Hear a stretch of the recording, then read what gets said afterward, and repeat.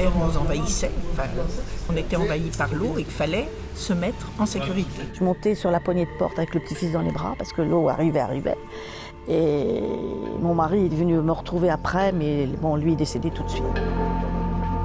Mon petit-fils a dû décéder, je pense, vers 5h du matin, 6h, je ne sais pas trop. Alors, il était dans mes bras, il est mort de froid.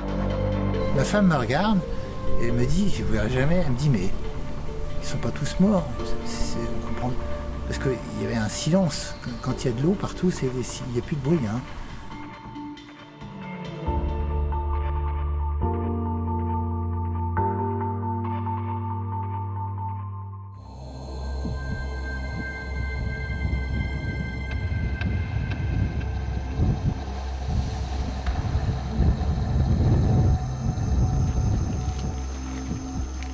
Il y a eu un phénomène extraordinaire de conjonction entre une forte marée, une forte dépression et des vents très forts aussi.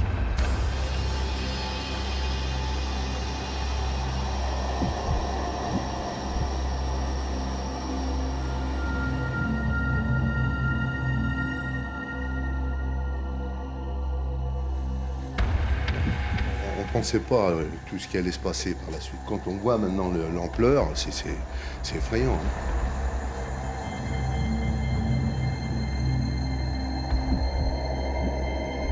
Tout le monde s'aide, tout le monde vient proposer son aide.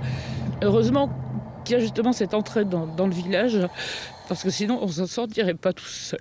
Le facteur aggravant lié au changement climatique, c'est que le niveau de la mer augmente. Donc pour une même tempête, l'augmentation du niveau de la mer va donner une submersion plus haute. On était loin d'imaginer que ça monterait à 2,80 m. Parce que 2,80 m, si vous êtes enfermé chez vous,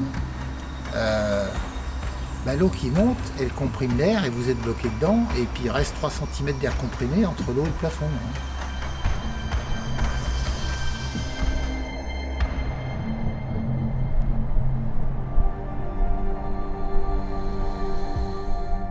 Je ne suis pas sûre que ça soit une question de distance. À 30 km pourtant, eh bien, je n'ai pas pu reconstruire la même chose. C'est pas possible.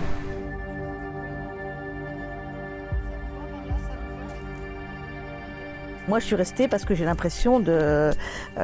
même si c'est pas la même maison, j'ai l'impression que si je pars, j'abandonne les miens qui sont morts ici. Partir à cause du danger, la réponse est non. À ce moment-là, je prends plus de voiture, je prends plus de... faut arrêter. Les seuls qui n'ont pas de risque de danger, c'est ceux qui sont morts. Alors, qu'est-ce qu'on veut? Mourir?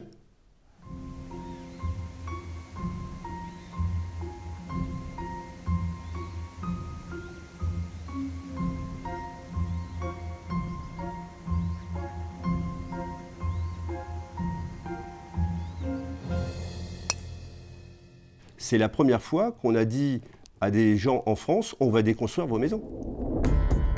C'est la première fois. Et c'est la première fois qu'on leur a dit, on va vous indemniser. Et c'est la première fois qu'on a dit à des gens qui ont des terrains, vous n'avez plus le droit de construire sur vos terrains. C'est un cas d'école de la manière dont une législation, qui est plutôt bien faite, n'était dans la réalité pas appliquée.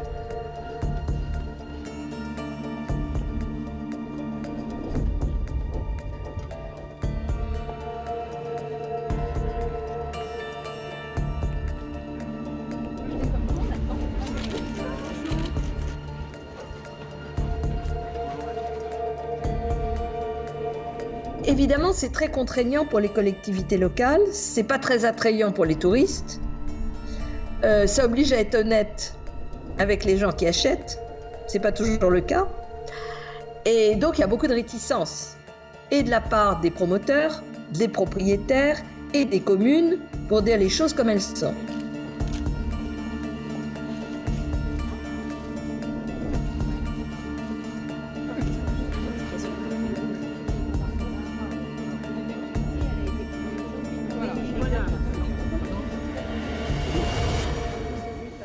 Je ressens une profonde injustice, considérant que pendant 25 ans de ma vie de maire, j'ai essayé de servir les populations, les biens et les personnes. Il y a un déni dans certaines communes, et ça dépend du maire. Moi, je suis claire là-dessus. On en a parlé avec les politiques, puisqu'on rencontre quand même des hommes politiques. Il y a un déni des dangers. Ça, c'est très clair. On sait qu'il va y avoir une montée des eaux. On reconnaît qu'on ne sait pas trop quelle est la montée des eaux. On reconnaît qu'on n'a absolument pas les moyens de financer le recul littoral. En tous les cas, pas de masse.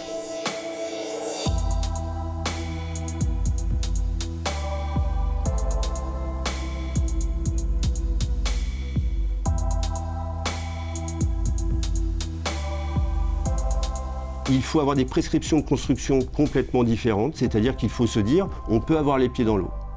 Si on a les pieds dans l'eau, comment on vit avec ? Moi, je sais que personnellement, dans 100 ans, il y aura peut-être plus de la faute, c'est clair. On sait qu'on a une menace et ça, on le sait. Mais bon, moi, j'ai pas peur. Après ce qui m'est arrivé, j'ai peur de rien.